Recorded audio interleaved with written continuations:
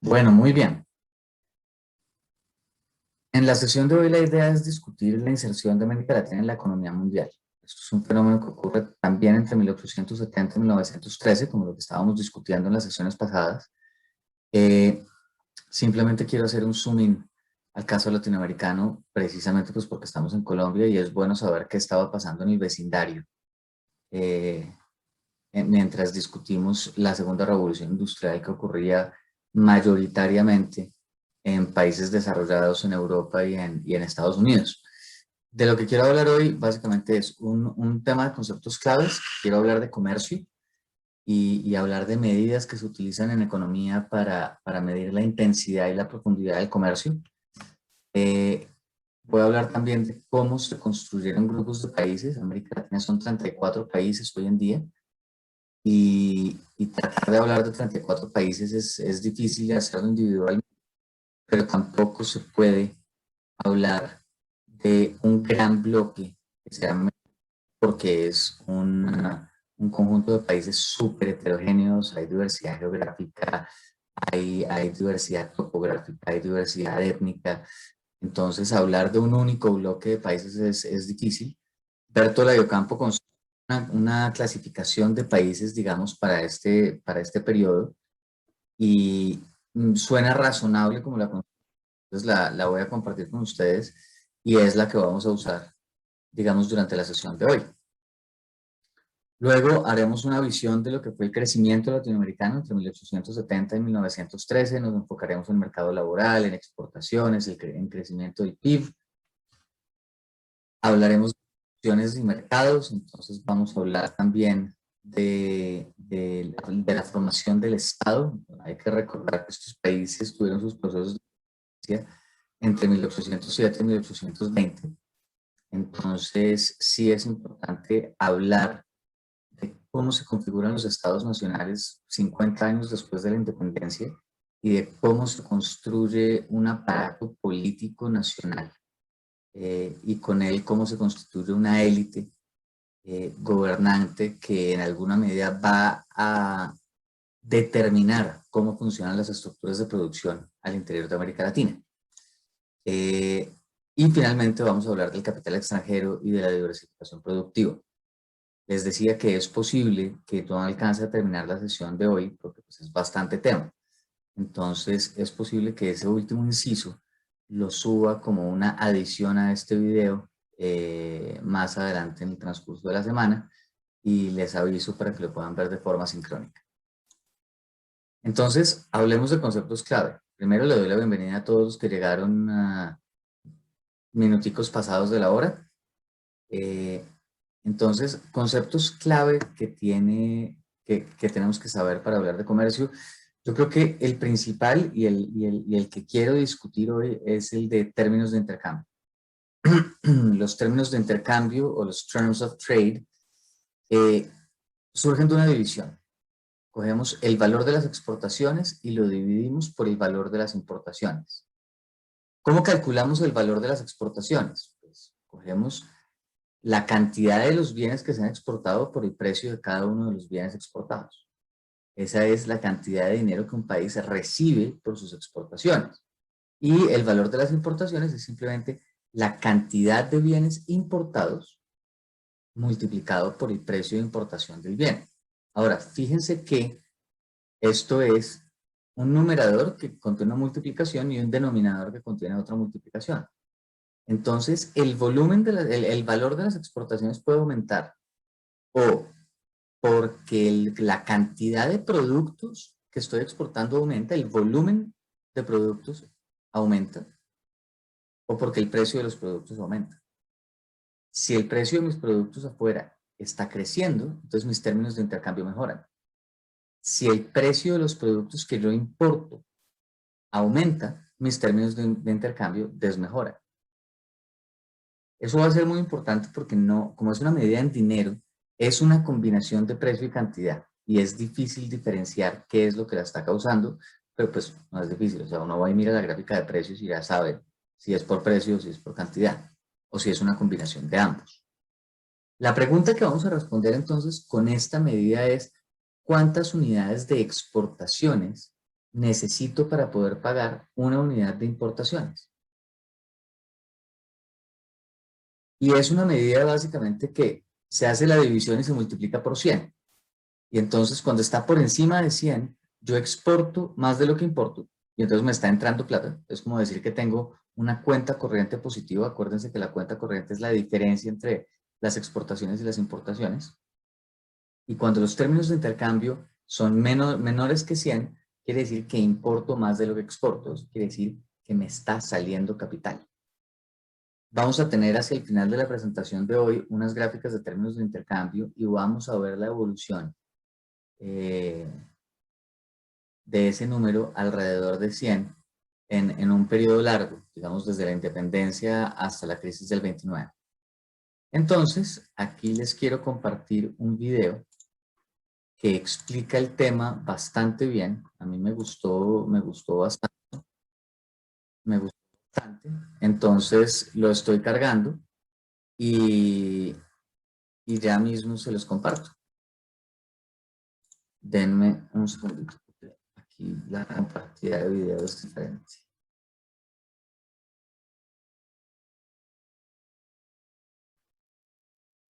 Avísenme por favor cuando estén viendo mi pantalla. La estamos Sí se viendo. ve, profe.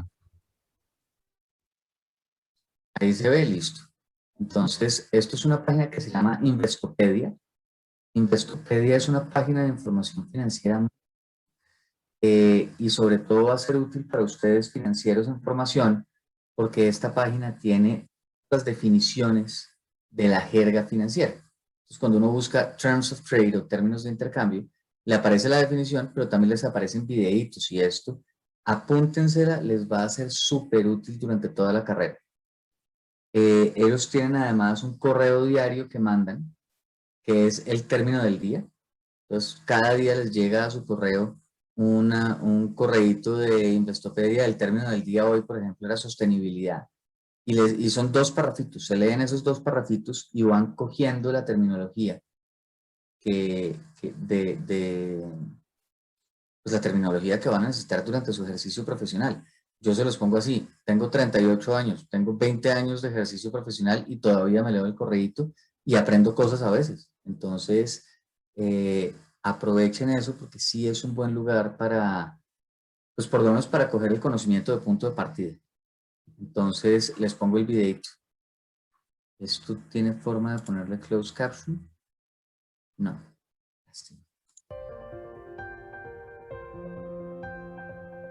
Terms of trade measures a country's trading efficiency. It's a ratio that compares a country's exports to its imports.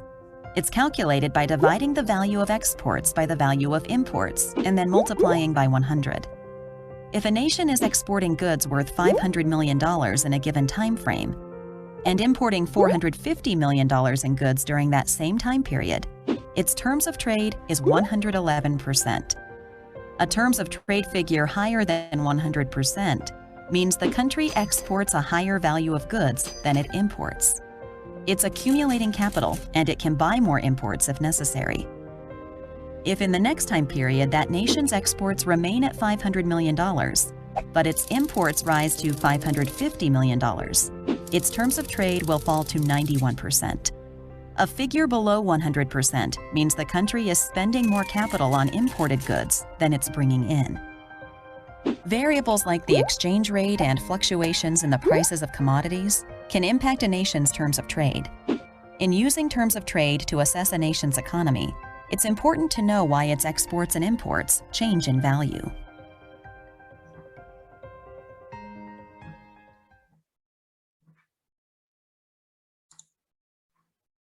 Vale, y entonces, hasta aquí, Juan.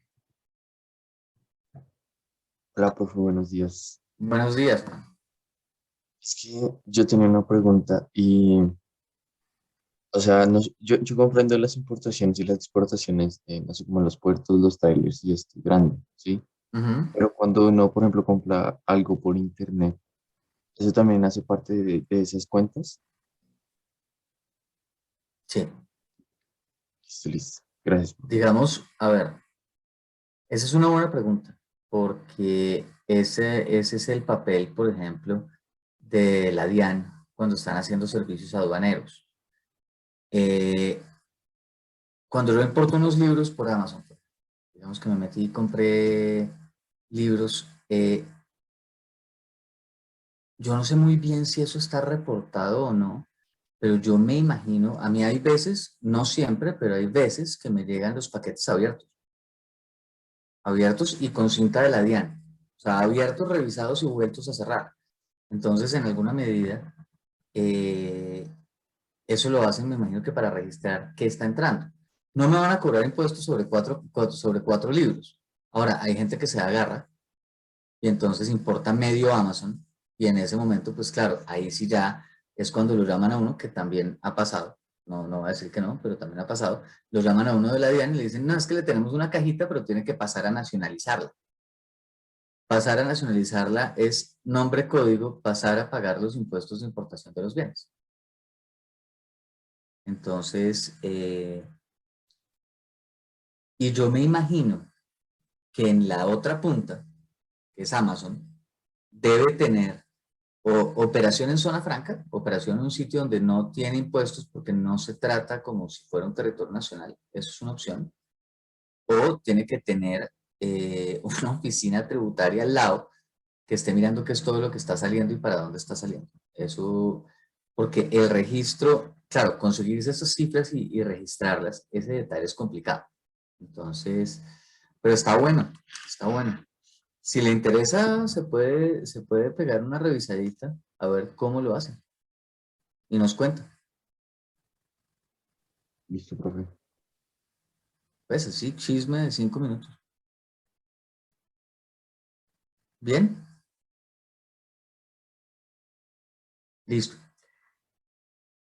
Muy bien. Entonces, esos son los términos de intercambio. Yo les decía cuando comencé esta presentación que América Latina son 24 países, 34 países hoy en día. Eso quiere decir pues, que si yo quiero hacer un análisis serio y riguroso de los países, me puedo demorar muchísimo si lo hago uno por uno, pero tampoco puedo hacer la groserísima agregación de 34 países en un gran conjunto que se llama América Latina y tratar de llegar a generalizaciones sobre ellos, porque pues somos demasiado heterogéneos. Es decir, si uno mira la diferencia que puede haber en la estructura económica de México y la estructura económica de Bolivia, o si uno se pone a comparar la diversidad étnica que hay en Colombia y la diversidad étnica que hay en Argentina, son mundos aparte. Es tanto el nivel de heterogeneidad que agregar todo eso en un solo país, en un solo bloque y tratar de entenderlo es difícil. Entonces, la propuesta es que tenemos que construir grupos de países de alguna forma y para eso Bertola y Ocampo buscan unas categorías. Entonces, lo que van a buscar son aquellas características que los países comparten y que permitirían de una forma u otra agruparlos. Lo primero que van a mirar es el tipo de poder colonial. ¿Se acuerdan por ahí hace como 4 clases que nosotros hablábamos de la diferencia que había entre ser conquistados por los ingleses y los holandeses o ser conquistados por los españoles o portugueses? ¿Quién me puede decir algo acerca de eso? ¿Cuál es la diferencia entre la forma en la que hicieron la colonización los ingleses y la forma en la que hicieron la colonización los españoles? Creo que era que habíamos dicho que los españoles se encargaron de buscar básicamente riquezas Ujú, y darlas de nuevo pues para la corona española. Mientras ujú. que Inglaterra no lo hace como un conglomerado, lo veía más como un tipo de inversión Ujú. para tener poder afuera, no solo como llamemos de una despensa de materiales. Listo. Perfecto, Juan. España y Portugal eran sociedades extractivas. Ellos venían acá a sacar oro, a sacar plata y a sacar productos y los llevaron a sus países y los dejaron allá y causaron la revolución de los precios y causaron inflación. Los ingleses venían acá, sacaban las materias primas, las procesaban, las comerciaban, volvían y traían productos y trataron de meter a sus colonias dentro de sus redes comerciales para generar mayor riqueza. Dos formas absolutamente diferentes de aproximarse a la colonización. Y eso necesariamente tiene que afectar a las colonias. Que el segundo punto es el tipo de mercado al que se vincula. Hay economías que están diseñadas para exportar. O sea, que todo el aparato económico se ha diseñado para exportar. Hay otras que se han diseñado para estar al servicio de quien exporta. Entonces, por ejemplo, yo tengo una economía exportadora muy grande. Podemos decir que es México. Y Guatemala, El Salvador y Honduras se han especializado en proveer aquella materia prima que en México es escasa. Proveer aquellos servicios que en México son escasos. ¿Para qué? Para darle soporte al aparato exportador mexicano. Y otro tipo de economía es la que se centra en el mercado nacional. Que exportar nunca ha estado como en los genes de esa economía. El caso más típico de una economía que se centra en el mercado nacional es Bolivia.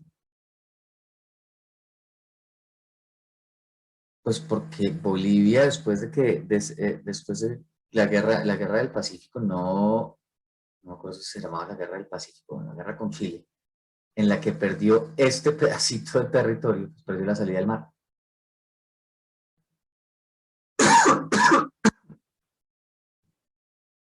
Y en ese momento, digamos, el comercio aéreo se iba a demorar 3 o 4 décadas más en llegar. Esta guerra es del tercer tercio, entre el segundo y el tercer tercio del siglo XIX. Y ahí el problema mayúsculo es que Bolivia queda encerrada en tierra, sin un sistema de carretera robusto, sin un sistema de ferrocarril robusto, y entonces se concentra en solidificar su mercado nacional. Piensen en la diferencia que hay entre Panamá y Costa Rica. Panamá, una economía que hoy está enfocada en la exportación de servicios financieros. Costa Rica, una economía agraria, también exportadora, pero de productos primarios. Eso nos lleva a otro factor o a otro elemento o a otra categoría de análisis que tenemos que mirar, y es cuál es el tipo de producto prevaleciente para la exportación. ¿Por qué? Porque es diferente si yo exporto banano, quina, tabaco, añil y café. Es el caso de todos los productos de exportación de Colombia desde el siglo XIX. Así yo exporto oro, plata, tungsteno, cobre, níquel y salitre, que son los productos de exportación de Chile. Esas diferencias en el producto de exportación son súper importantes porque es que hay un concepto que es el de encadenamientos productivos, o lo pueden pensar como integración vertical también. ¿Han oído hablar del tema de integración vertical? No, profe. ¿No? No. Entonces, ese cuento es chévere porque ustedes tienen una empresa, por ejemplo, pensemos en Nutresa. Nutresa es una empresa gigante que tiene productos alimenticios de todo tipo. Ahora, Nutresa pues compra la carne con la que hace el jamón. Nutresa compra el cacao con el que hace el chocolate. Nutresa compra la harina con la que hace las galletas. Ahora, imagínense que Nutresa decide comprar no el cacao, sino la plantación. O no la harina, sino la harinera, la compañía. y entonces empieza a comprar a sus proveedores. Eso es lo que se llama un encadenamiento hacia atrás, porque empieza a coger la cadena de producción de sus proveedores de materia prima. ¿Para qué? Pues para garantizar que va a tener un aprovisionamiento estable. Entonces, ese es el encadenamiento hacia atrás. El encadenamiento hacia adelante es si Nutresa además compra al distribuidor. Y entonces tiene su propia red de camiones y su propia red de distribuidores de producto. Entonces eso es un encadenamiento hacia adelante. O si pensamos en una compañía como una metalúrgica, aparte de producir la varilla de acero, compra la compañía que produce el electrodoméstico. Entonces eso es un encadenamiento hacia adelante. Esos encadenamientos hacia atrás y hacia adelante, lo que van a hacer después es crear los grandes conglomerados financieros de América Latina. Eso también pasó en Estados Unidos y también pasó en Europa, pero pues lo cuento en este contexto. ¿Por qué? Porque es más fácil hacer un encadenamiento hacia adelante y un encadenamiento hacia atrás con productos de minería, oro, cobre, etcétera, que con bananos, con productos agrícolas. Entonces, hay ciertos productos que favorecen más la creación de valor agregado. Vean, se los voy a poner en el caso de Colombia, el caso de Colombia que a mí me parece ya triste. Colombia produce café y es un exportador principal de café más o menos desde 1850. Es decir, hace 170 años.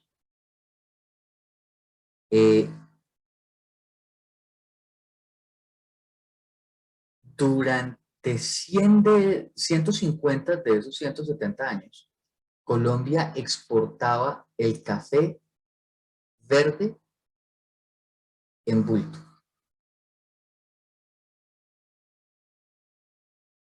No durante 100, pónganle durante 70, hasta 1927, hasta la creación de la Federación Nacional de Cafeteros.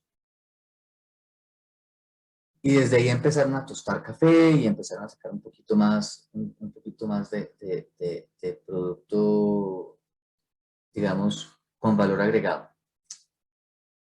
Pero no fue sino hasta 1997 que se les ocurrió que ellos podían moler el café, ponerle una marca que se llama Juan Valdez y exportarlo como producto terminado. Nos demoramos 170 años en darnos cuenta de eso. Y entonces resulta que le vendían el café verde o el café tostado a Starbucks a 130 o a 300 centavos de dólar la libra en el precio máximo. Starbucks lo compraba, lo molía, lo echaba en una bolsita, le ponía un sellito y lo vendía a 5 dólares la libra, 7 dólares la libra. Y se quedaba con todo el valor agregado. Eso va a ser esencial para entender el desarrollo económico de América Latina. Uno tiene que exportar muchos bultos de café verde para importar una máquina. Son bastante menos bolsitas de producto terminado las que uno tiene que exportar para poder traer un computador. Entonces, pasa exactamente lo mismo que pasaba durante la Revolución Industrial Británica, cuando ellos compraban el algodón en rama en sus colonias, se lo llevaban, lo procesaban y exportaban las telas. Todo el valor agregado, toda la ganancia se quedaba en Londres. ¿Por qué? Porque es que la colonia lo que exportaba era algodón en rama. Exportaban el producto terminado, la historia era otra. Que eso fue lo que causó el declive británico a finales del 19, que fue lo que hablamos la clase pasada. ¿Sí ven cómo se amarra todo? ¿Cómo al final todo empieza a tener sentido? Bien. Un cuarto elemento que Bertolt y Campo miran tiene que ver con la formación del mercado de trabajo. ¿Por qué? Porque llegar a una estructura capitalista después de venir de estructuras de trabajo esclavo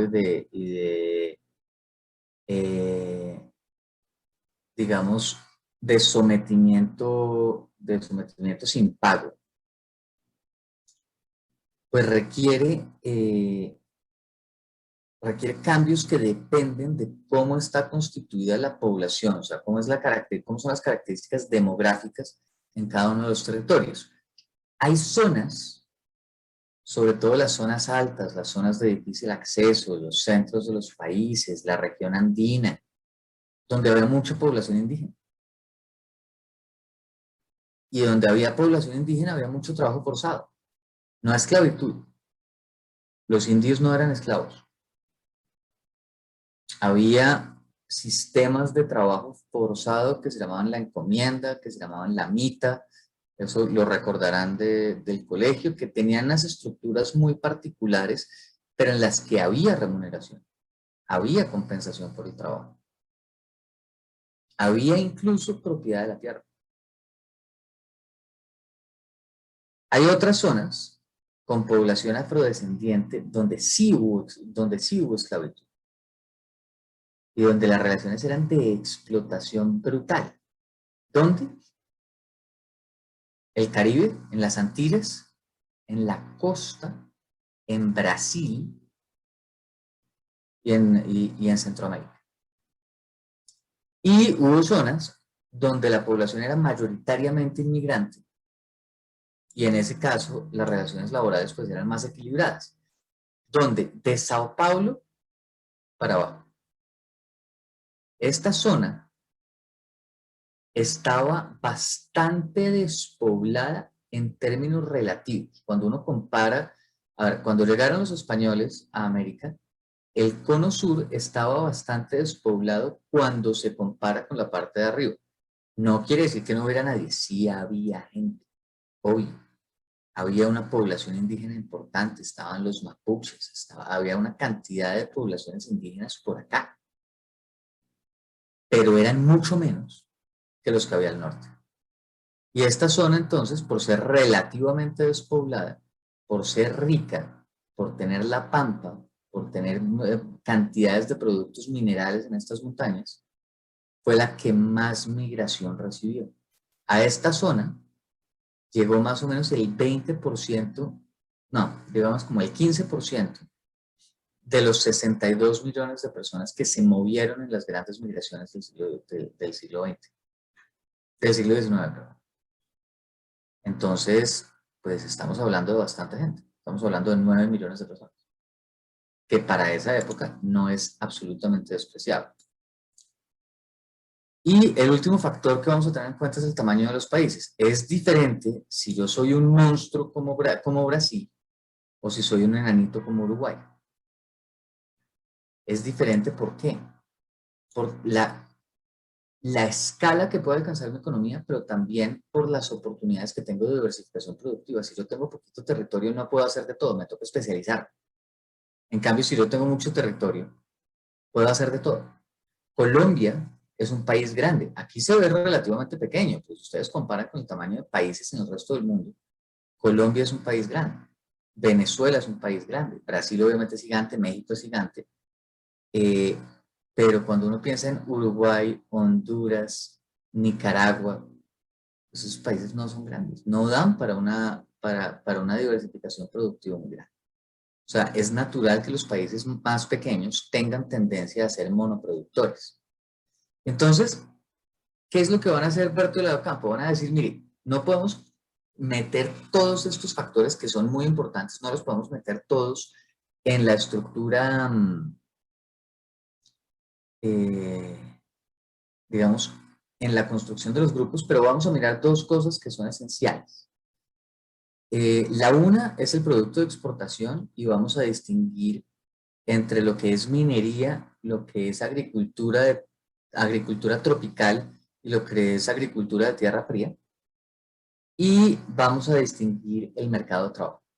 O sea, vamos a distinguir si era con una población mayoritariamente indígena y trabajo forzado, o si era una población mayoritariamente afroamericana o afrodescendiente, pues, y había esclavitud, o si fue con con más que todo inmigrantes y entonces pues la cosa fue más equilibrada. Y llegan a una construcción de 3 grupos de países. Y dicen, bueno, vamos a coger los países que estaban dominados por la hacienda productiva. La hacienda productiva es un gran latifundio, es una gran extensión de tierra en la que hay unas relaciones de trabajo, digamos, de explotación, pero pagadas. Donde hay minería y donde hay mucha población indígena. Eso suena a Bolivia, eso suena a Colombia. Piensen en las haciendas cafeteras colombianas del siglo XIX. Eso incluye Ecuador, El Salvador, Guatemala, Honduras, México, Nicaragua, Paraguay y Perú. No quiere decir que en Colombia no hubiera afrodescendientes. Claro que hay afrodescendientes, pero no es la característica definitoria de la economía colombiana en esta época. Lo que mejor explica la economía colombiana durante el siglo XIX es el auge cafetero y el auge tabacalero en las haciendas productivas. Y después, hacia comienzos del 20, el auge de las bananeras, de la hacienda bananera, que después retrataría muy bien García Márquez en su obra y vendrían las masacres de las bananeras del 28. Pero por ahora, lo que mejor caracterizaría la economía de esos países es una producción agrícola o una producción minera y la producción agrícola en grandes haciendas productivas. El segundo grupo es el de países que están dominados por plantaciones tropicales en sociedades afroamericanas, donde la mayoría era trabajo de afrodescendientes y trabajo esclavo. Entonces miren la diferencia de países. Ahí está República Dominicana, Venezuela, Panamá, Cuba, Costa Rica, Venezuela y todas las Antillas. Ellos no las meten porque no tienen datos para las Antillas. No hay, los historiadores económicos de las Antillas no han producido suficiente información como para que podamos mirar. Pero si debieran estar en algún lado, estarían ahí. Y después hay unas sociedades que son mayoritariamente inmigrantes, que se enfocan en la agricultura de clima templado y la ganadería. Entonces estamos hablando de trigo, estamos hablando de productos de tierra fría y la minería. Y ese es el cono sur. Digamos, Argentina, Chile, Uruguay. Entonces, si ustedes se fijan, es una buena forma de separar los países. Cuando uno ya tiene en mente qué es lo que está mirando. Está mirando estructuras productivas, está mirando productos, está mirando relaciones laborales. Y con esa construcción uno puede comenzar a construir una visión panorámica del crecimiento latinoamericano entre 1870 y 1913. Hasta aquí. ¿Preguntas?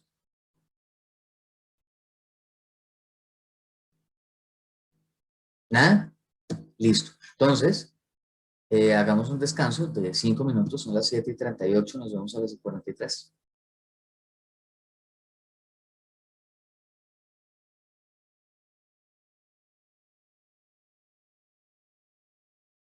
Por 5 minutos, bro.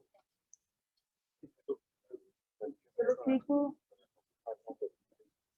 por verdad, usted tiene que decir algo, se aburre, ¿no?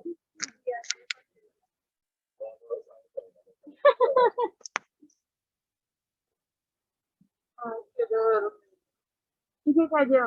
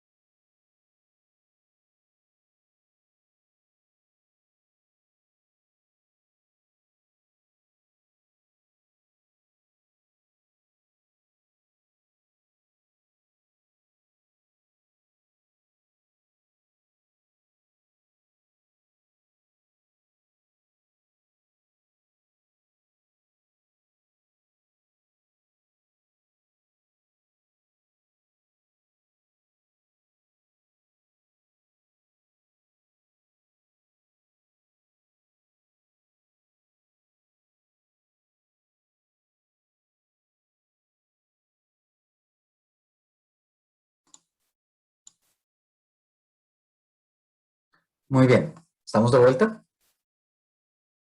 Estamos de vuelta. Fantástico. Entonces, vamos a ver una visión panorámica del crecimiento latinoamericano en ese periodo de inserción de América Latina en la economía mundial. Arranquemos por decir que América Latina durante este periodo va a experimentar un crecimiento importante y que se va a deber en gran medida a lo que se conoce como la primera globalización.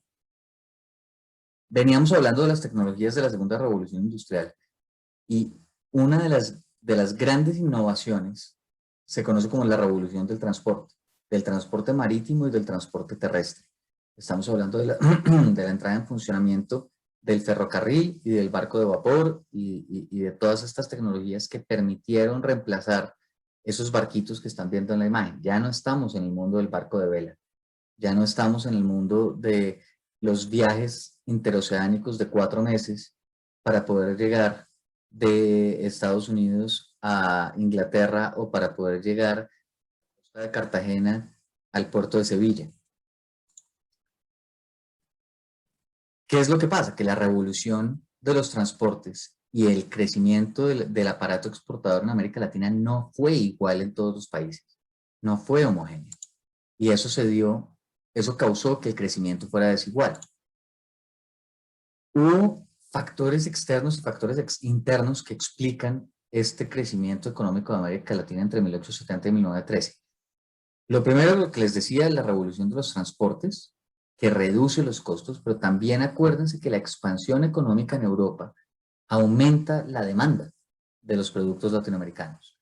Demandan bienes agrícolas, demandan materias primas, demandan productos mineros para poder alimentar ese aparato industrial que están construyendo en Europa. De hecho, la industrialización en América Latina se demoró en comenzar y en alguna medida fracasó, o por lo menos no fue tan exitosa como la revolución industrial en países desarrollados, precisamente porque América Latina se concentró en ser el proveedor, en ser la despensa del resto del mundo. Y consolidó, digamos, esa función durante la Primera y la Segunda Guerra Mundial. Entonces, cuando ya era demasiado tarde, aquí empezaron a hacer procesos de industrialización liderada por el Estado a finales de los 30, los cogió la Segunda Guerra Mundial, trataron de hacerlo durante los 60s y 70s, y si ustedes se fijan, incluso hoy estamos afrontando procesos de desindustrialización. Estamos enfrentando procesos de agrarización de la economía. La industria, si ustedes miran la participación de la industria en el Producto Interior Bruto de Colombia entre 1970 y hoy, no ha crecido. En algunos periodos se ha reducido.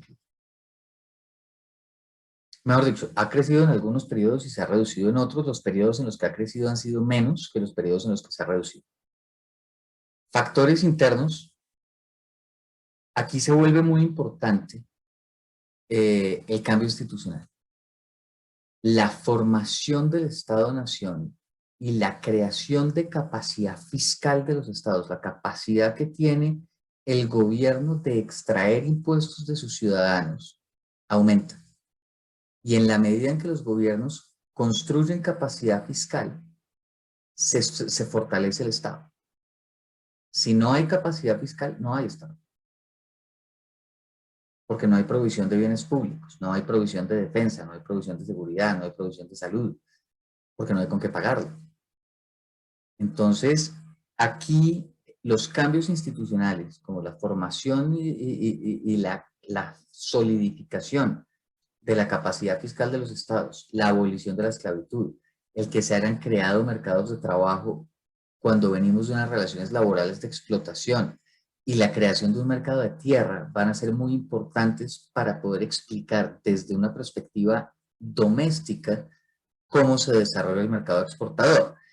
Y vamos a consolidar el Estado-Nación, pero con unas estructuras de poder político bien diferentes de las que se presentan en economías desarrolladas. Aquí vamos a hablar de oligarquías, aquí vamos a hablar de élites, que no son digamos que parecieran ser un caso particular de países en vías de desarrollo y no de países desarrollados.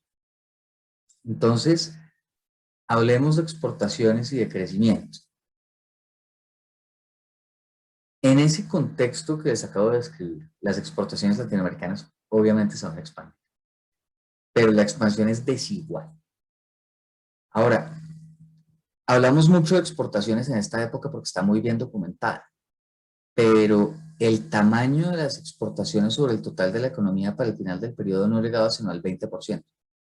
Es decir, el 80% de lo que explica el crecimiento económico son los mercados domésticos y el 20% lo explican las exportaciones. Ahora, ¿qué va a explicar las diferencias entre países? Pues como el mercado de trabajo era tan rígido y las relaciones laborales de explotación y de esclavitud duraron hasta bien entrado el siglo XIX, casi que hasta el final, pues hasta 1870 o así. Lo que va a explicar que era una dinámica económica tiene que ver primero con las migraciones masivas desde Europa para generar dinámica en el mercado de trabajo, pero lo segundo, los flujos de capitales, porque al ser unas economías productoras de bienes primarios que no tienen un mercado interno consolidado, digamos, a comienzos del siglo XIX, y que no generan productos de mayor valor agregado, pues no son capaces de acumular capital, no son capaces de acumular ahorro. Y entonces, mucho del crecimiento se va a financiar con ahorro de otros países, con flujos de capitales que van a venir de Europa y de Estados Unidos. Y van a venir mayoritariamente a financiar la formación del Estado. No vienen necesariamente en su mayoría a formar empresas, vienen a comprar bonos del gobierno, vienen a financiar proyectos de expansión estatal. Entonces, ese periodo, digamos, de finales del 19 en América Latina, tiene algunas características particulares. Lo primero es la expansión de la frontera agraria, y vamos a hablar de eso en detalle más adelante, pero digamos que la cantidad de tierras que estaban siendo explotadas aumentó de forma sostenida durante este periodo. También hay un aumento de la desigualdad, y el aumento de la desigualdad se va a explicar principalmente por la especialización regional. El hecho de que el Bichada, Guainía, Paupés se dedicaran a hacer agricultura y ganadería extensiva de grandes haciendas, mientras que en Antioquia, Risaralda, Caldas, estoy usando los nombres de hoy, se crearan las grandes haciendas cafeteras especializadas, pues hizo que al interior de los países se generara mucha desigualdad. Y esa desigualdad viene, como lo decía ahora, por una especialización regional. Entonces, no solamente se genera desigualdad entre los países, sino que se genera desigualdad al interior de los países. En términos de población, entre 1870 y 1913, la población de América Latina crecía al 1.7% anual. Crecía más rápido que la media del crecimiento de la población en el resto del mundo.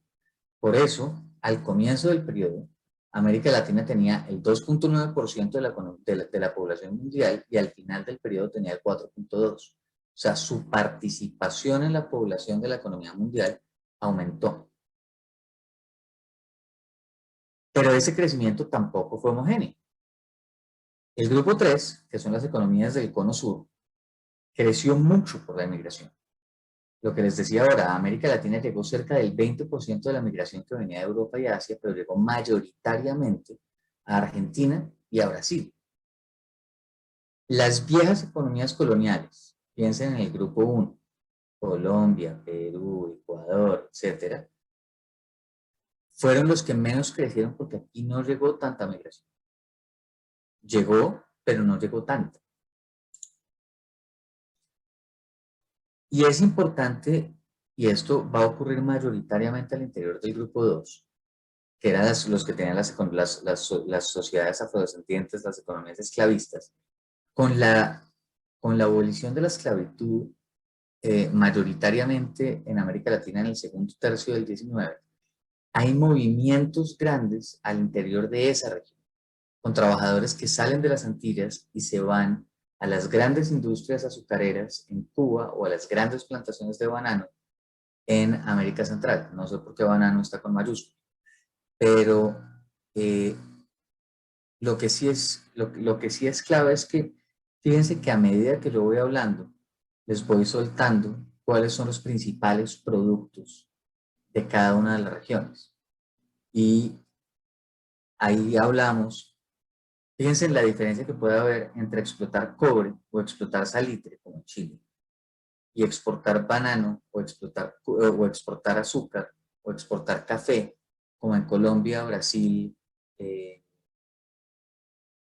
Cuba, las Antillas, Centroamérica. Entonces, ¿cómo funciona el tema de las exportaciones?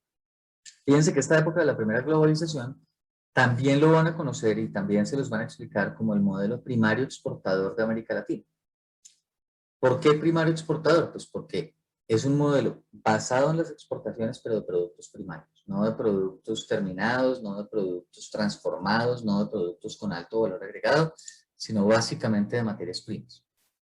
Y va a ser el crecimiento de este sector el que va a marcar el ritmo de crecimiento de la economía en general. ¿Qué productos salían? Productos mineros, productos agrícolas, y durante este periodo de exportaciones, es el grupo 3 el que tiene mayor crecimiento. Le va a seguir de cerca el grupo 1. ¿Por qué? Porque estos dos grupos son los que exportan bienes mineros. Y los bienes mineros son menos intensivos en mano de obra. Necesitan menos trabajo. Entonces, en algún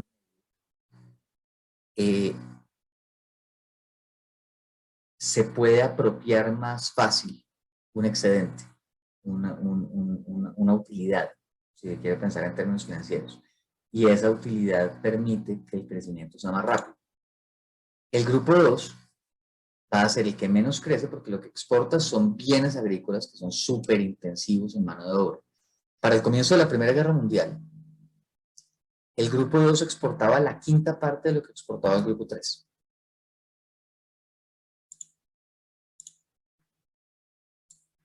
Ahora, una característica es que en este periodo del modelo primario exportador o de la primera globalización, los países no tenían una canasta exportadora muy diversificada. Es decir, exportaban mayoritariamente uno o dos productos, tanto así que cerca del 50% de las exportaciones de todos los países, esto es una cosa general, correspondía a un único producto. Ahora, el producto iba cambiando. Durante el siglo XIX en Colombia, como les decía, el producto fue cambiando. Hubo tabaco, después pasó a la quina, después pasó al añil, después pasó al café. Pero generalmente había un fenómeno de monoproducción o de concentración en un único producto. Y la maña se nos quedó. La maña se nos quedó porque ahorita estamos hablando de bienes, de productos mineroenergéticos. Eso, es decir, básicamente petróleo y sus derivados, y carbón y sus derivados, y eso explica el grueso de las exportaciones de Colombia. Se ha hecho un esfuerzo importante desde la década de los 90 en diversificar la canasta exportadora. Ustedes hoy en día oyen hablar de las exportaciones no tradicionales y de los intentos de exportar productos diferentes, pero no ha sido un ejercicio mayoritariamente exitoso. Ahora, hay una teoría que habla de la lotería de los recursos naturales, y lo que dice es que uno puede ser de buenas y caer en un pedacito de tierra que tiene muchos recursos naturales o que tiene poquitos recursos naturales. Y América Latina pues tiene muchos recursos naturales, pero hay unos sitios donde uno cae con recursos naturales que están a precios altos y otros caen en sitios donde hay recursos naturales que están a precios bajos. Y entonces, que a un país le vaya bien durante este periodo primario exportador tiene que ver con que el ciclo de precios de los commodities los haya cogido en precios altos y que los haya acogido con abundancia de recursos naturales. Y ahí están los casos exitosos, digamos, durante el siglo XIX. Son el guano en Perú, los nitratos en Chile, el caucho en Brasil y en Perú, y la quina en Colombia. ¿Qué pasó con el cuento del caucho y de la quina? Pues que con la segunda revolución industrial, con la revolución de la química, la producción de caucho se optimizó y se pudo adelantar mucho más fácilmente en laboratorios, entonces los precios del caucho cayeron y la quina se pudo sintetizar en laboratorios sin utilizar la planta. La quina se utilizaba en medicamentos y es lo que le da el sabor muy particular al agua tónica.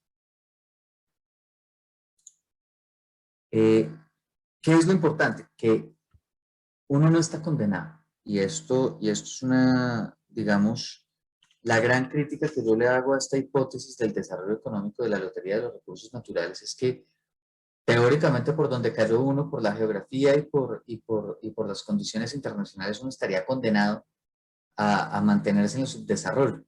Esa es la teoría de la dependencia, que dice que nosotros por estar donde estamos y por tener los productos que tenemos, pues no podemos desarrollarnos sin depender del hegemón de Estados Unidos. En este caso. Eso fue una teoría económica que estuvo muy de moda en los 60s y 70s.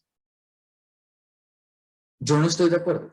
Yo creo que después de haber estudiado dos revoluciones industriales, ustedes estarán de acuerdo conmigo en que la capacidad de adoptar tecnología, la capacidad de adoptar el cambio técnico y de tener un desarrollo institucional robusto nos permiten alterar ese destino. O si no, el crecimiento no sería desigual. ¿Cómo explican ustedes que países como Perú, que son productivamente muy parecidos a Colombia, hayan tenido un crecimiento absolutamente estelar de su economía las 2 décadas del siglo XXI? Y Colombia no. Si son tan parecidos en su estructura productiva, en su asignación de recursos en la lotería, ¿por qué Perú crece y Colombia no? No tiene que ver con las condiciones de punto de partida. No estamos condenados. Tiene que ver con el marco institucional, tiene que ver con la capacidad de adopción de tecnología, tiene que ver con la cultura, tiene que ver con la ley. Entonces, podemos cambiar nuestro entorno y podemos cambiar nuestro destino. Lo que pasa es que nos toca ponernos a trabajar. Bien, propaganda política para él. Listo. Entonces, sí hay una cosa que es interesante y es que los países ricos producen bienes de países ricos y los países pobres producen bienes de países pobres. Esos que están ahí son los productos de los países pobres. Un país pobre produce puro producto tropical. Y entonces uno puede caer en el error de decir, no, es que nada bueno ha salido del trópico. Y entonces, por estar en el trópico, estamos condenados. Pues no, no es tan así. ¿Qué es lo que pasa? ¿Por qué los países ricos producen bienes de países ricos?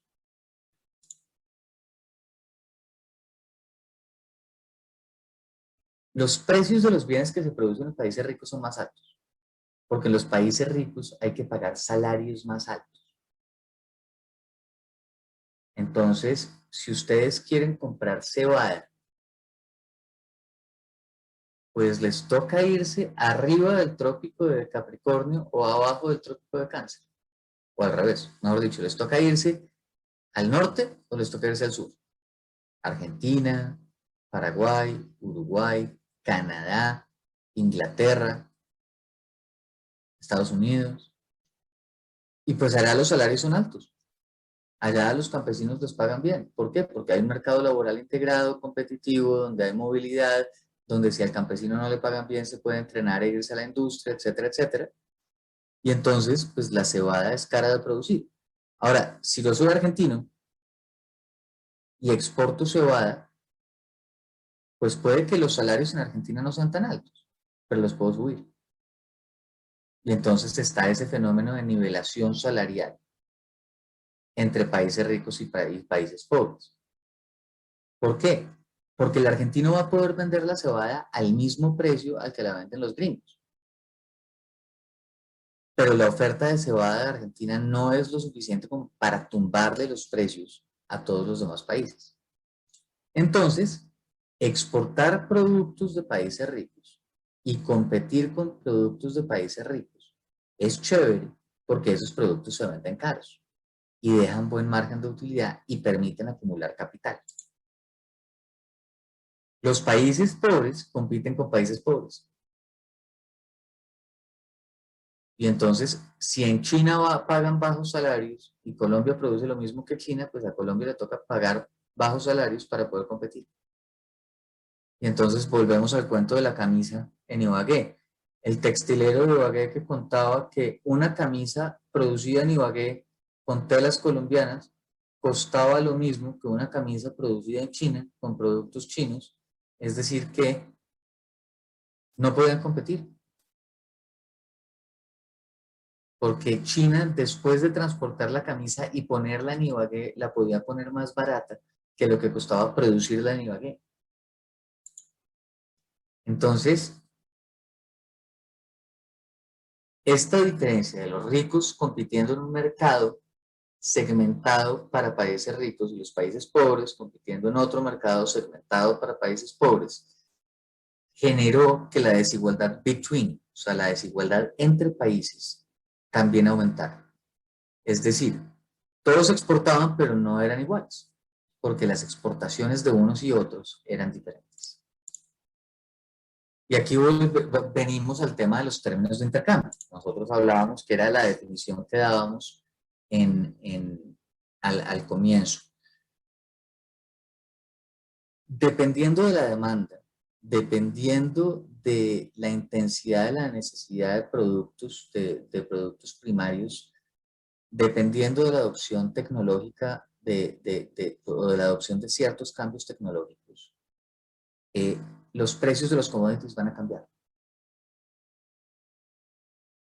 Y esos cambios se van a notar en los términos de intercambio. Lo que ustedes están viendo a la derecha de la diapositiva son los términos de intercambio para América Latina entre 1820 y 1940. Vamos a mirar primero la gráfica de arriba porque quiero que vean tres periodos importantes. El primer periodo va entre 1820 y 1865, 1870. Fíjense en la volatilidad, o sea, tracen una línea que hace el promedio, digamos, más o menos, y miren cómo se mueven los datos alrededor de esa media, se mueven poquito. Después viene un segundo periodo, más o menos hasta el final de la Primera Guerra Mundial. 1914, es el periodo que estamos viendo, que tiene, los términos de intercambio tienen una media más alta, está por encima de 100, o sea, esto es el momento en el que los países empiezan a exportar más de lo que importan, ¿cierto? Este primer periodo está por debajo de 100 y es poco volátil, o sea, se están dedicando a importar. ¿Por qué? Pues porque es el periodo de la recién independencia, comienza en 1820 y termina en 1870. Eso es un periodo en el que hay que importar muchos productos, hay que tratar de desarrollar la economía, no hay un aparato productivo robusto, entonces son economías importadoras.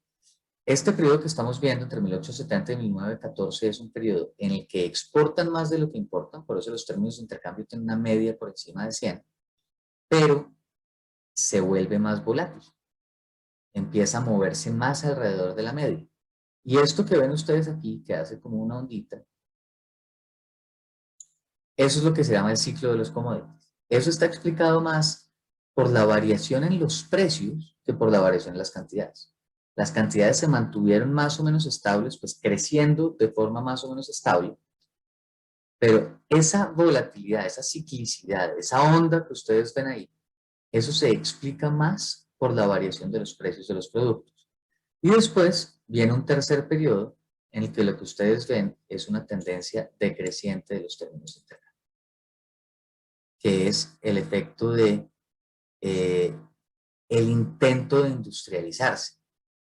Entonces, tratamos de hacer un proceso de industrialización sustituida por importaciones. Entonces, exportamos ciertos productos y usamos esa plática para importar maquinaria para sustituir la necesidad de importar productos terminados. Ahora, muy bonita la historia, muy global, pero es que la historia no es la misma para todos los países. Vamos a mirar entonces aquí los mismos cortes. Vamos a hacer el corte en pues que aquí arranca en 1870. Entonces, la gráfica que están viendo abajo solamente cubre el periodo que está en esta línea. Entonces, vamos a ver que los términos de intercambio para el grupo 3, al comienzo del periodo hasta 1900, el grupo 3 parece ser importador neto, no exporta tanto. ¿Por qué? Porque no habían subido los precios de lo que ellos exportaban. En cambio, el grupo 1 y el grupo 2 eran exportadores netos hasta 1900. Cuando empieza todo el periodo de la Primera Guerra Mundial,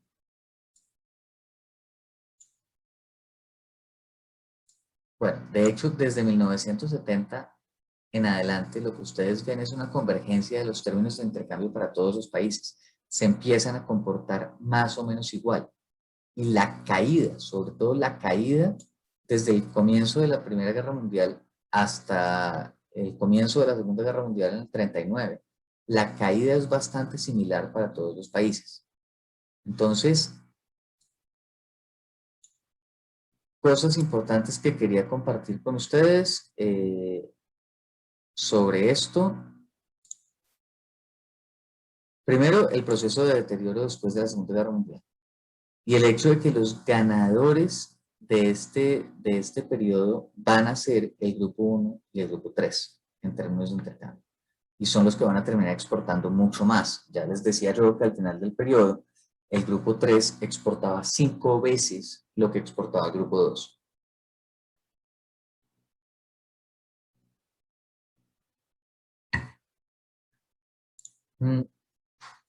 En términos de PIB per cápita, el crecimiento promedio del PIB en este periodo fue del 3.4% anual.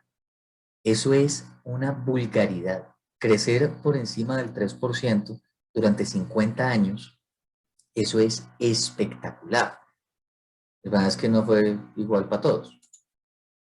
El crecimiento del grupo 3 es espectacular.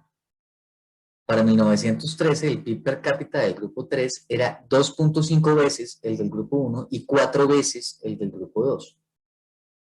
Mejor dicho, Argentina, Chile y Uruguay, polos de desarrollo. Venezuela, las Antillas, tal vez no tanto. Colombia, Perú, Ecuador, Panamá, esto, sí, tal vez. Ese crecimiento dispar entre los países obviamente genera desigualdad between. Entonces ya hemos visto que tanto la desigualdad within como la desigualdad between aumenta durante este periodo. Hablemos de la evolución del mercado interno. En este periodo, más del 80% de la producción de América Latina se destinaba al mercado interno. ¿Por qué? Pues porque lo pudieron crear. Porque hubo una expansión importantísima del ferrocarril, primero en las zonas costeras, pero después hacia el interior de los países. Y eso favoreció la consolidación del mercado. Colombia tiene la autopista más vasta de América Latina en el río Magdalena. Es un río que va desde Honda hasta la costa Caribe. Y es navegable desde el siglo XIX, y desde el siglo XIX lo están navegando. Eso era una autopista que favoreció la creación del mercado interno de forma espectacular.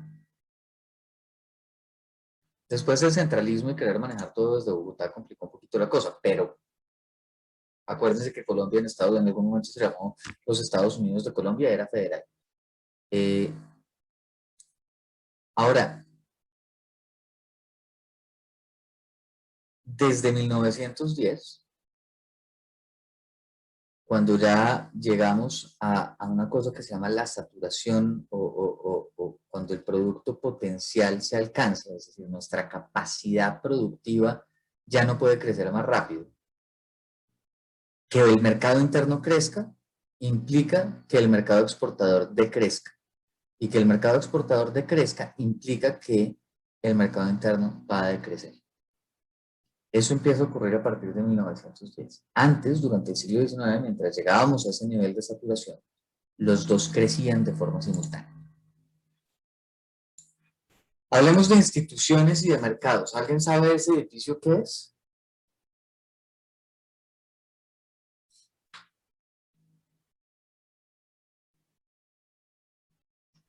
No, profe. Es una casa rosada. La Casa Rosada es la sede de la presidencia argentina. Me pareció simpático ponerla ahí, porque es como el Palacio de Miraflores en Venezuela, o como la Casa de Nariño en Colombia, o como la Casa Blanca en Estados Unidos. Son edificios emblemáticos de la institucionalidad, del asiento del gobierno. Entonces, lo pongo ahí porque quiero que hablemos de instituciones y quiero que hablemos de mercados. Y aquí en este punto vamos a tener que hablar del poder del Estado. En esta época, entre 1870 y 1913, ya se empieza a gestar una estabilidad política importante en Latinoamérica. Y es que fíjense que desde la independencia, con el fenómeno del caudillismo, poner a los caudillos de acuerdo era muy difícil. O sea, Santander y Bolívar solamente estuvieron de acuerdo una vez en la vida cuando dijeron que el vicepresidente Sea era un ladrón. Pero de resto, no podían estar en dos orires políticas más distintas, ellos dos, próceres de la independencia ambos, importantes ambos, presidentes de la república ambos, y esa división dificultó que se construyera un Estado sólido desde el principio. Cuando Sea se fue, el vicepresidente Sea se fue en 1820 a contratar unos empréstitos en Londres. Básicamente se fue con una gorra a pedir plata prestada. Todavía en Gran Bretaña los inversionistas no tenían certeza de que la independencia fuera a ser exitosa. Todavía ellos creían que iba a haber un segundo proceso de reconquista más exitoso. Es que acuérdense que aquí estuvimos con un intento de reconquista hasta 1819. Entonces, realmente, pues, a ellos apostarle a América Latina en ese momento era como apostarle hoy en día a Sudán del Sur. Un estado que se independizó hace relativamente poco, que no tiene un gobierno constituido, que no tiene una estructura productiva sólida. Entonces, pues uno viéndolo con el espejo retrovisor debería ser una buena inversión, pero en ese momento había muchísima incertidumbre. Ahora, desde la independencia, se van a construir unas relaciones sociales y laborales cada vez más cercanas al capitalismo. Es que acuérdense que venimos de sociedades esclavistas y de trabajo forzado. Esto no es la historia de los países desarrollados. Esta no es la historia de Europa. Esta es una historia completamente diferente, en la que el hecho de que ayer eran esclavos y ayer estaban bajo la opresión de la colonia y hoy ya no es una transición tan rápida, tan directa como lo que uno esperaría. Y el llegar a relaciones capitalistas de producción con trabajo libre y móvil costó un siglo. Ahora, sí hay un cambio de las relaciones laborales y de las relaciones sociales hasta 1870. Pues ya se termina el tema de la abolición de la esclavitud. Ya esa idea de que el trabajador está vinculado con la tierra empieza a romperse. y eso va a permitir que entre 1870 y 1914 se adopten unas nuevas tecnologías y se conformen unas nuevas formas institucionales.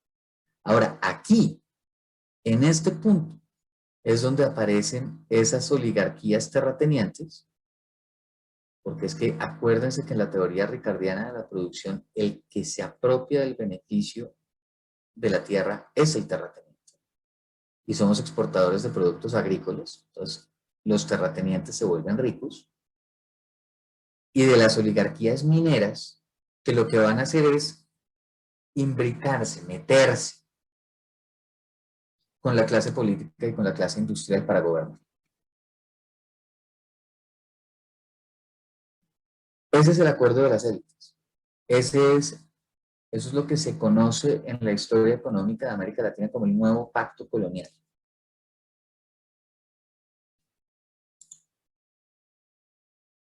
Colombia tiene un caso un poquito diferente.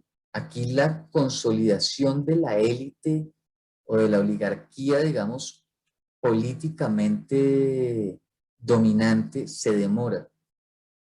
Y se demora por la Guerra de los 1000 días. Porque la Guerra de los 1000 días generó muchísima inestabilidad. De hecho, la violencia política en Colombia, esas guerras entre liberales y conservadores del siglo XIX, y posteriormente la época de la violencia hasta el Frente Nacional, van a impedir que esas élites gobernantes se consoliden. Ahora, se consolidan de forma clarísima en el Frente Nacional. Porque en el Frente Nacional, liberales y conservadores se reúnen. Y la pregunta a responder en esa reunión es cómo nos vamos a repartir el país. Y empieza todo el asunto de la milimetría política, y yo te doy este ministerio, pero tú me tienes que dar este otro ministerio, y yo te doy este cargo, pero tú me tienes que dar este otro cargo. Y entonces el país se tiene que repartir perfectamente bien entre los liberales y los conservadores, que son las élites políticas. Es solamente hasta la Constitución del 91 que empieza uno a ver una atomización de esas élites, y empieza uno a ver 17 partidos políticos diferentes con personajes que se van pasando de uno a otro de acuerdo con la conveniencia, y donde la élite política en alguna medida se empieza a ampliar y empieza a dejar entrar a otros. Cosas importantes de esa formación, digamos, una élite política, que con ella viene la formación del Estado. Uno podría decir en la vaina institucional, pues, que en este Estado, en esta Constitución, esta formación del Estado, está metido el germen de la desigualdad. Obviamente, pues, con los cambios de las constituciones que hubo, Colombia tuvo algo así como 12 constituciones en el siglo XIX. A medida que se fueron cambiando las constituciones, eso fue desapareciendo. Pero esa lógica de la lucha de clases, esa lógica de la revolución de la clase trabajadora, esa lógica de la lucha de los derechos civiles, fue más dura y es más dura en América Latina y en los países de tradición colonial que en los países que no tienen tradición colonial. Y lo vamos a ver en tal vez la última diapositiva que vamos a llegar a ver hoy. Es diferente cuando uno tiene un concepto de que el otro es igual a uno, a cuando la desigualdad o la diferencia o la sectarización está metida en lo más profundo de la concepción del otro. Y entonces cuando uno tiene mucha diversidad étnica, mucha diversidad cultural o mucha desigualdad económica, la diferencia con el otro se vuelve más evidente. Y esa diferencia con el otro puede permear las estructuras políticas y puede permear la constitución de instituciones nacionales. En esta época, como es un modelo primario exportador, pues la tierra se vuelve muy importante, porque estamos exportando productos agrícolas. Entonces, sin el factor tierra no habría inserción de América Latina en la economía mundial, porque no habría minería y no habría agricultura.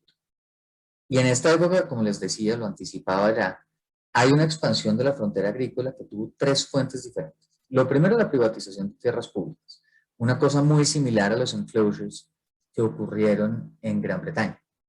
Y es que tierras que eran de todos se empezaron a privatizar. Ahora, se privatizaban y se les vendían a precio de huevo a la élite terrateniente, pero se privatizaron, o sea, en eso nos parecíamos a los ingleses. Ahora, hay también un uso más eficiente de la tierra en las haciendas. ¿Por qué? Porque ya, si lo que produce plata es la quina, o lo que produce la plata es el tabaco, pues me voy a especializar y me voy a concentrar y voy a aumentar unos sistemas de cultivos que me permitan maximizar la productividad de la tierra. Y lo tercero son los grandes procesos de desamortización de bienes de manos muertas. Resulta que en las economías de colonización española y portuguesa, la religión era muy importante. Yo tenía un tío de mi mamá que decía que uno tenía que estar agradecido por la madre patria, con la madre patria, porque nos habían traído la lengua y la religión.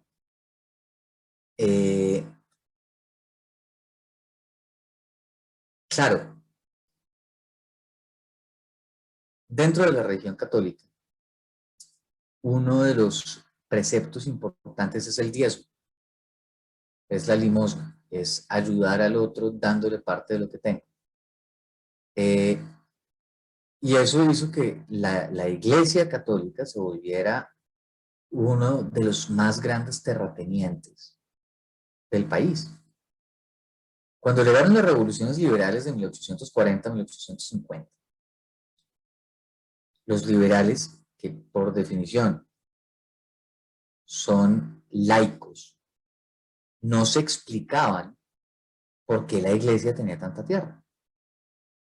Y entonces, aquí cada 20 años expulsaban a los jesuitas y los mandaban de vuelta para su tierra, España, y a los dominicos y a todas las órdenes eclesiásticas, y el Estado se quedaba con esa tierra. Y hubo un proceso en el que esa desamortización, o sea, esa pérdida de propiedad de los bienes de manos muertas de los eclesiásticos, porque no las usaban, las tenían como lotes de engorde o como cultivos para sus monasterios o lo que sea, permitió que la cantidad de tierra disponible para la producción aumentara. Entonces, esos son los tres fenómenos que explican el crecimiento del mercado de la tierra. Y ahí, como el Estado tiene tantas tierras, porque se ha quedado con más tierras de los eclesiásticos, pues las empieza a ceder en concesión, pues para minería y para ferrocarriles, pero también las vende. Lo que les decía, las vendían a precio de huevo para los grandes terratenientes como forma de favores políticos. También hay un fenómeno importante aquí y es la reorganización de la hacienda. Esa foto que tienen al fondo es una hacienda azucarera, creo que en Cuba. ¿Y cuál es el problema? Pues que como aparecen nuevas oportunidades comerciales y aparecen nuevas oportunidades para exportar, las haciendas van a buscar volverse más productivas y se van a especializar. Eso hace que las relaciones laborales se vuelvan más tensas y que haya mucho desplazamiento de la población entre regiones colindantes, buscando mejores condiciones laborales cuando las condiciones laborales se están deteriorando mayoritariamente durante este periodo. ¿Eso qué va a hacer? Pues que por el proceso de especialización, por el proceso de movimiento de gente de un lado a otro, por el proceso de optimización de la producción, empieza a haber un gran intercambio de tierras. Casos algunos en los que la tierra se concentra en manos de unos pocos, casos otros en los que las tierras se desconcentran y se empiezan a crear minifundios. Eso depende del país, depende del momento y depende del entorno institucional. Entonces, como dicen los budistas, lo único permanente es el cambio, pero no se puede hacer una generalización de se concentró o se desconcentró la propiedad de la tierra. Además, entran a participar otros actores, y aquí esto va a ser muy importante, porque como hay una élite comerciante que está creciendo, porque estamos exportando, esta élite comerciante empieza a acumular capital y se empieza a querer volver una élite terrateniente. Y entonces eso es lo que mayoritariamente va a favorecer el proceso de desconcentración de la tierra, pero va a generar, al igual que en Inglaterra, un choque entre los terratenientes tradicionales y los comerciantes, a ver quién se queda con el beneficio, quién se queda con la riqueza. Hablando de mercado de trabajo, a medida que las relaciones laborales van cambiando porque nos vamos acercando a un modo de producción capitalista, desaparecen esas relaciones de subordinación coercitiva. Esa opresión del trabajador, ya sea en un formato de esclavitud, ya sea en un formato de mitra, de encomienda y esto. Y eso lo que hace es que se reduce la sujeción del trabajador, el hecho de que el trabajador estuviera pegado a la tierra donde vive y donde produce. ¿Eso qué genera? Libertad. Y con la libertad empieza a aparecer la movilidad. ¿Cuál es el problema? Que esto, como todo en América Latina, es un proceso lento y es un proceso que ocurre de forma desigual. Y lo que va a soportar más la dinámica de este mercado de trabajo, particularmente en el grupo 3 y Brasil, porque Brasil es del grupo 2, va a ser el tema de las migraciones. No tanto el tema de las condiciones domésticas, sino el tema de las migraciones.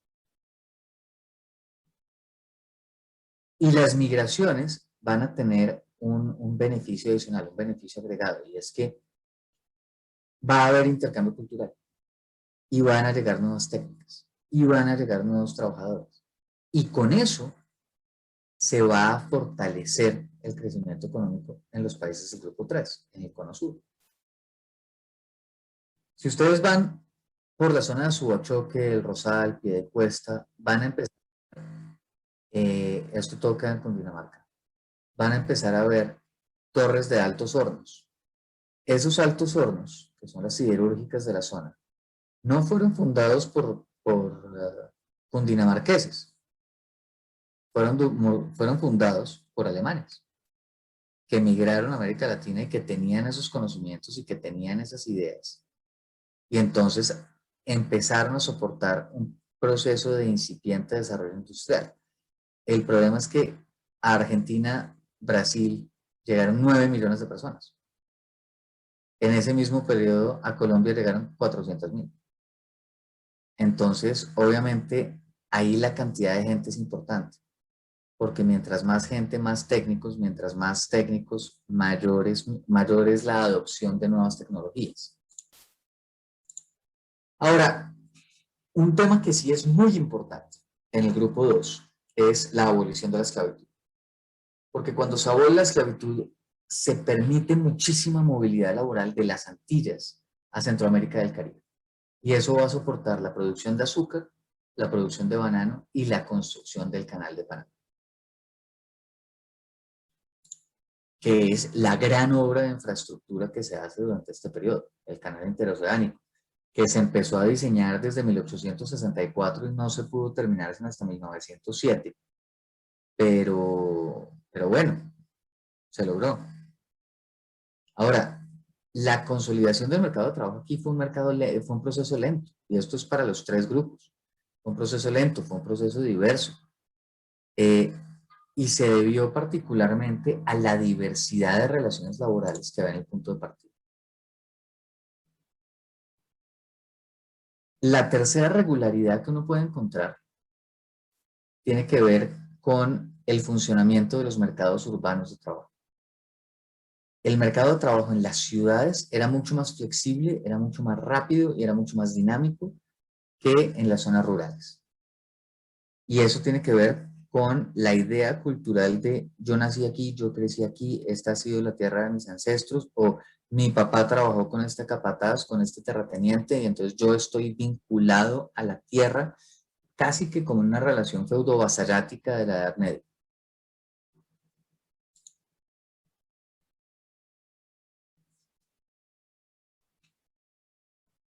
Y mientras que en el resto del mundo uno veía fenómenos de convergencia de precios por la integración del mercado salarial, estamos hablando de integración o convergencia de los salarios, y lo veíamos en las sesiones pasadas, que hubo una convergencia de los salarios entre economías desarrolladas y economías de reciente descolonización.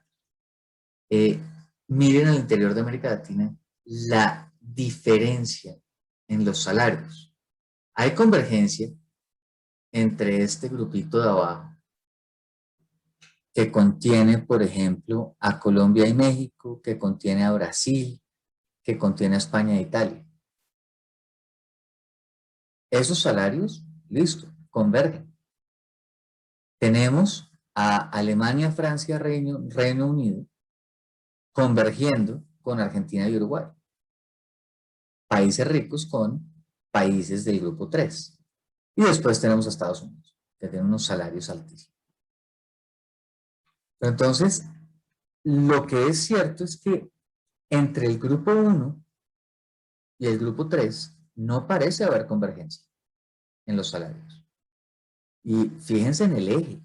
Es que lo que se ganaba alguien en Argentina o en Uruguay era el doble de lo que se ganaba alguien en Colombia.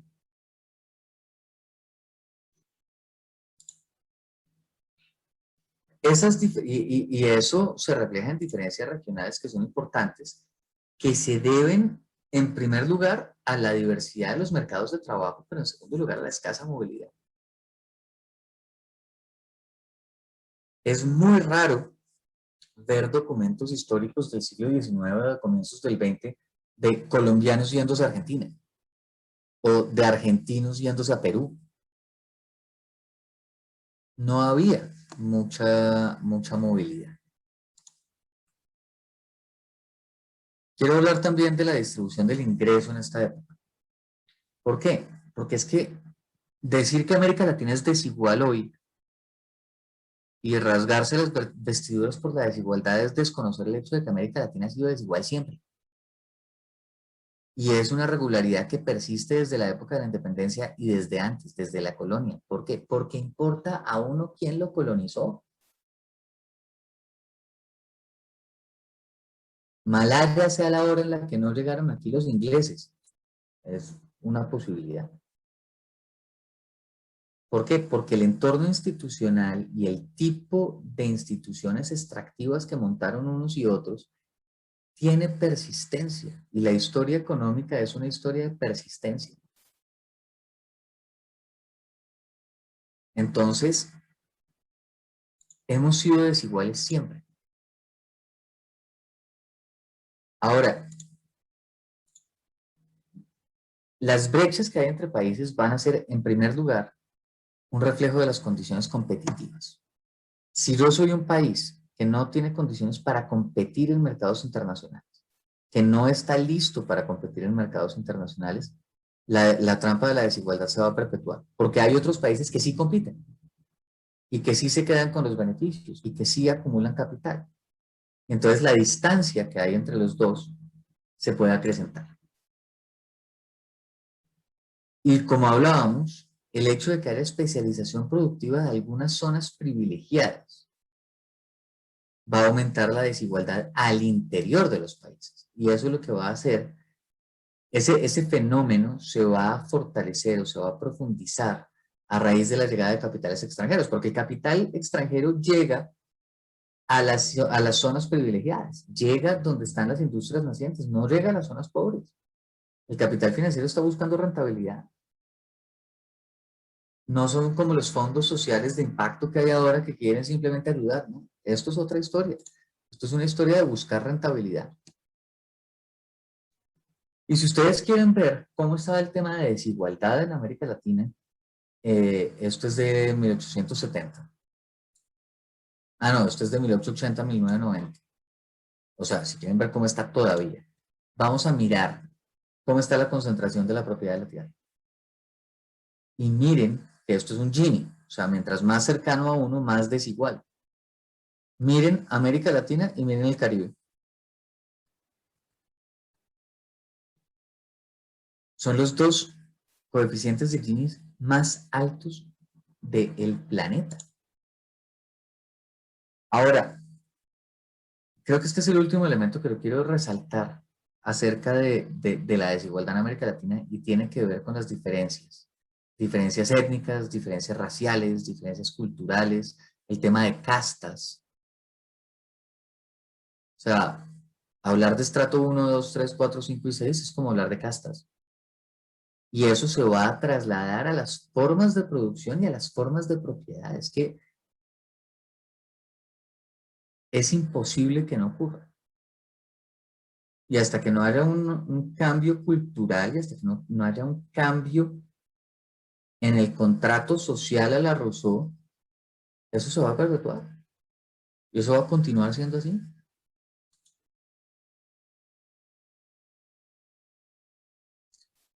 Bueno, muy bien. Entonces, para dar continuidad a la clase, ahora vamos a hablar de la evolución del capital extranjero y de la diversificación productiva en América Latina durante este periodo. Cosas importantes para mencionar aquí. Lo primero es que había mucho acceso al crédito externo por parte de América Latina por momentos. Esto era un proceso cíclico en el que había expansiones del acceso al crédito y después contracciones del acceso al crédito. Y se causaba básicamente por problemas de sobreendeudamiento, por cesaciones de pagos, por crisis internacionales. Entonces les voy a contar los grandes ciclos de endeudamiento. Primero, hubo un proceso de endeudamiento muy importante en la década de 1820 para financiar todos los procesos de independencia, la constitución de los estados, etcétera, etcétera. Y una sucesión de cesaciones de pago entre 1830 y 1840. Esta es la primera. Después vino un boom de crédito en 1860, que se suspendió con una crisis financiera global en 1873. Esa crisis financiera fue causada principalmente por la burbuja en los ferrocarriles, pero también por una dislocación en la actividad productiva en Europa. Recuerden que Europa tuvo la guerra franco-prusiana entre Francia y Alemania, que terminó en el año 1871, y es con las reparaciones que le paga Francia a Alemania por esa guerra que Alemania entra al patrón oro y empieza a quebrar el patrón plata. Eso genera un fenómeno inflacionario en Estados Unidos y una crisis, digamos, a escala global en 1873, que lo que hace es recortar el acceso al crédito por parte de países latinoamericanos. Ahora, viene un ciclo de auge otra vez en 1880 que se detiene de forma súbita, eso es lo que se llama en economía un sudden stop, se detiene de forma súbita con la quiebra del Barings Bank en Argentina en la década de los 90, y después viene un ciclo de crecimiento del acceso al crédito de América Latina en 1895 que se ve suspendido con la Primera Guerra Mundial en 1914. Entonces, ¿qué era lo que pasaba? Pues que al final de los ciclos solían haber moratorias permanentes de los países. Simplemente llamaban y decían, no, pues no le puedo pagar, no tengo con qué. De hecho, si ustedes se fijan o revisan la historia, Colombia y México vivieron parte muy importante del siglo XIX en default. El caso colombiano está muy bien descrito en la tesis de un profesor de la universidad que se llama Mauricio Avellaneda, que hizo una tesis sobre el tema. Hablemos entonces de los financiadores. El principal financiador de toda esta historia, sobre todo al comienzo del siglo XIX, fue Gran Bretaña. Gran Bretaña era el principal proveedor de fondos extranjeros. De hecho, entre 1820 y 1822, al vicepresidente Sea de Colombia, que era vicepresidente de Bolívar, lo mandan a Londres, pues iba a ir a Londres, a Estados Unidos y a París. A Estados Unidos creo que iba a ir a Nueva York o a Washington a conseguir fondos para la guerra. Se va directamente a Londres y consigue fondos tanto en dinero como en pertrechos militares para financiar la guerra de independencia. Y luego más adelante pues se dan cuenta de que no pueden pagar. Entonces hay una serie de moratorias importantes de países latinoamericanos en el mercado británico de la década de los 20 y 30, y Gran Bretaña incluso después, en el segundo ciclo de expansión del crédito, les da facilidades y les refinancia las obligaciones para que puedan conseguir. De hecho, como veíamos en la DEOP anterior, pues Colombia vivió a punta de reestructuraciones con Gran Bretaña buena parte del siglo XIX. Además, Gran Bretaña realizó una serie de inversiones bien importantes en infraestructura, en minería, en ferrocarriles. Entonces no era solamente darle crédito a los estados, sino también apoyar el sector industrial, digamos. ¿Qué pasó? Pues que hacia finales del siglo ya Estados Unidos comienza a ganar preeminencia como fuente de capitales. De hecho, para 1914 ya representaba el 20% del capital extranjero invertido en América Latina. Es una cifra nada despreciable. Además, durante la Primera Guerra Mundial, los fondos europeos obviamente se secaron porque los países europeos estaban gastando su platica en financiar el esfuerzo de guerra. En cambio, Estados Unidos siguió invirtiendo en América Latina y aumentó su participación y aumentó su preeminencia. Ahora, como lo hemos visto a lo largo de toda esta presentación, la inversión no fue homogénea a través de países. De hecho, los países del grupo 3, Argentina, Chile, Uruguay, sextuplicaba, multiplicaba por 6 la inversión en los otros dos grupos. Ahora, aquí viene el problema del patrón oro, es que muchos países latinoamericanos estaban en el patrón oro y sin embargo el patrón oro no parecía funcionar tan bien en la periferia, es decir, en América Latina, en Italia, en España, como sí funcionaban los países del centro. ¿Por qué? Porque para nosotros, aquí en Latinoamérica, el patrón oro es una camisa de fuerza. Yo me obligo a tener la cantidad de oro necesaria para respaldar la cantidad de dinero que tengo en la economía, ¿vale? Ese es el compromiso. Entonces, fijo un tipo de cambio fijo, me comprometo a tener la cuenta de capitales abierta y me comprometo a sacrificar la política monetaria en función de mantener la estabilidad del tipo de cambio. Esas son las reglas del juego del patrón oro. Imagínense que al tiempo se caen los precios de las materias primas y se cae la financiación externa, porque eso es lo que se debe ocurrir. Los países declaraban moratoria cuando sus ingresos por ventas de sus productos exportables en el exterior se caían. Entonces, cae la cantidad de ingresos que tienen por exportaciones y cae el acceso al crédito, pues la cantidad de oro que van a tener en su economía no va a ser suficiente para soportar la cantidad de moneda. Entonces, caen los ingresos por exportaciones, cae la financiación. La única forma de mantener el tipo de cambio en ese momento, de mantener el tipo de cambio fijo contra el oro, es primero reducir las importaciones. O sea, dejar de gastar divisa. Y eso obviamente pone más lenta la economía. Pero lo segundo que tienen que hacer es aumentar las tasas de interés. Ese aumento de tasas de interés encarece el crédito, deprime la demanda y vuelve aún más lenta la economía y genera un entorno favorable a la recesión. Además, eso reduce la inversión tanto pública como privada y por lo tanto tiene un impacto fuerte sobre el crecimiento económico. Entonces, el estar en el patrón oro para América Latina, según muchos autores, pues no fue tan conveniente, no fue tan favorable. Ahora, hablemos de estructura productiva, hablemos de diversificación. Como les decía, el sector exportador creció durante el periodo, pero nunca llegó a representar más del 20% de la economía. De hecho, el crecimiento del mercado interno es lo que explica el crecimiento económico durante el periodo, sobre todo porque causó 4 fenómenos que generan desarrollo. Lo primero, urbanización. O sea, si nos vamos todos para las ciudades empiezan a generar mayor dinámica económica, mayor acumulación de capital y mayor crecimiento de la demanda. Esto es lo mismo que veíamos que pasó en Europa. Se desarrollan servicios públicos, claro, y se desarrollan leyes de saneamiento, y se desarrolla acueducto, alcantarillado.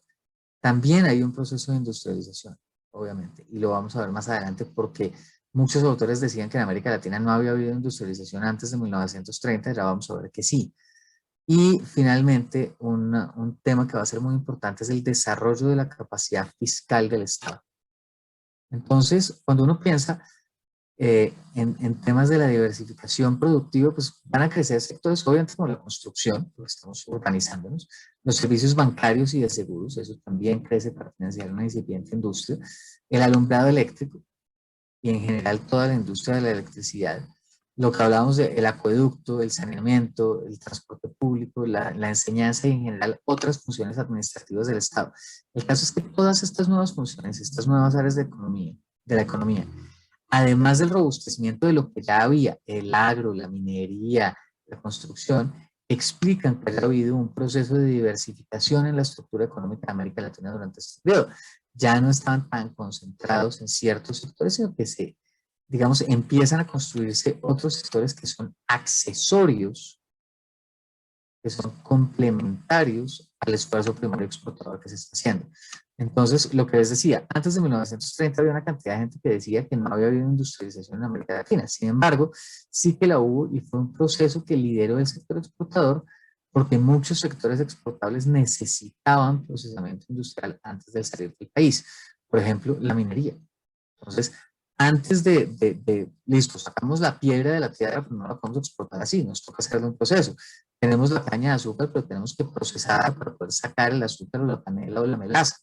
Tenemos los cárnicos, necesitamos no solamente cortarla, sino que necesitamos refrigerarla y necesitamos buques refrigerados, entonces se requiere un proceso de tecnificación. Lo mismo ocurre con el petróleo y con el banano. Entonces, En ese sentido, sí que hay una incipiente industrialización antes de 1930, estamos hablando entre 1870 en adelante, y esa incipiente industrialización también se refleja en la capacidad de los transportes. Entonces, primero el ferrocarril y luego las carreteras para poder llevar los productos del sitio donde se producen, primero los puertos, pero después, ya que estamos en eso, pues hacia el mercado interno para el consumo del país. Entonces, con el auge de los ferrocarriles y de las carreteras, también se favorece no solamente la exportación, sino se favorece también la creación de un mercado interno. Entonces, hablando un poco del contexto internacional, ¿qué es lo que pasaba? Pues que la industrialización en América Latina estaba comenzando, pero no podían competir con los bienes industriales que se producían en economías desarrolladas. Y esto lo que hacía era ponerle un límite natural al desarrollo de la industria en la región. ¿Qué quiere decir eso? Pues que la industria incipiente no alcanzó a ser un motor de crecimiento de la economía. No alcanzó a liderar el crecimiento de la economía, que esa es la definición de industrialización. Que la industria lidere el crecimiento económico. Entonces, como se ve en la imagen, lo que hay es una interrupción, porque como no podemos competir, ya ese proceso incipiente de industrialización no logra desarrollarse y eso es lo que va a hacer que terminemos llegando a una industrialización liderada por el Estado más adelante. Cosas que ocurrieron durante esta época.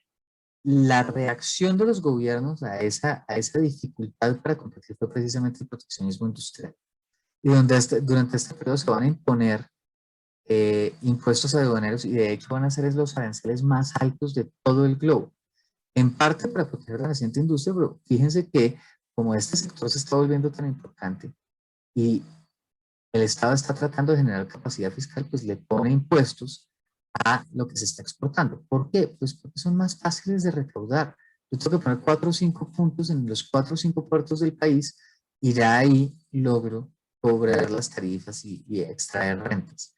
Además, tienen un volumen importante, porque yo estoy viendo ahí todo lo que está pasando hacia afuera del país, todas las materias primas y todos los productos que están saliendo, y eso me permite cobrar los impuestos más fácilmente. Y me sirve para controlar las rentas que genera la explotación de recursos naturales. Entonces, tiene ese tema que es, digamos, es un impuesto mucho más fácil de cobrar que el IVA o que el impuesto de la renta o en general impuestos que me obligan a perseguir a los ciudadanos. En este caso, yo no tengo que perseguir a nadie. Yo me paro en el puerto y les cobro antes de que salgan del país. Finalmente, quiero hablarles un poco del desarrollo del sistema financiero en esta época. En esta época, el sistema financiero en América Latina estaba muy poco desarrollado. Era un sistema financiero que estaba muy incipiente. No es el conjunto de edificios que están viendo ahí en el centro de Bogotá, que todos ustedes conocen. Es un sistema financiero mucho más desarrollado, mucho menos desarrollado. Y como los gobiernos necesitaban financiar su operación, pues eso era lo que los obligaba a recurrir al crédito externo. Pues la deuda externa pública durante este periodo crece muchísimo, es porque realmente adentro no había acumulación de capital suficiente para tener un sistema financiero robusto que permitiera financiar el Estado. Ahora, fue el mismo Estado el que fomentó el crecimiento del sistema financiero doméstico para diversificar sus fuentes de financiación. Pues tenemos casos muy primigenios, muy tempranos, como Argentina. En Argentina, el Banco de la Provincia de Buenos Aires es el primer banco fundado en el país en 1822. El Banco de Brasil en Brasil, fundado en 1808. Pero cuando miramos Colombia, Banco Nacional, 1870, Banco de Bogotá, 1860, se demoró mucho en comenzar, se demoró mucho en arrancar. Entonces, y ni hablar de la banca central, los bancos centrales aparecieron mucho más tarde. En Colombia apareció el Banco Central en 1923 y fue el primero de los bancos centrales que apareció con la misión Kemmerer, de un académico gringo que se llamaba Edwin Kemmerer, que viajó a América Latina y apoyó la creación de bancos centrales. Kemmerer estuvo en Colombia y demás países en los 20s. El Banco Central Mexicano, que no tuvo nada que ver con la misión Kemmerer, se funda en 1925. Entonces, la aparición de bancos centrales es mucho más tardía que incluso la aparición de bancos comerciales. Entonces, pues es importante tener en mente que en esta época no hay un sistema financiero desarrollado que pueda soportar, como sí lo hizo el Banco de Inglaterra, o como lo hizo el Banco de San Carlos en España, o como lo hizo la Caja de los Oficios en Italia, el desarrollo industrial. Ese es el complemento de la clase que vimos esta semana. Nos vemos la próxima semana. Gracias.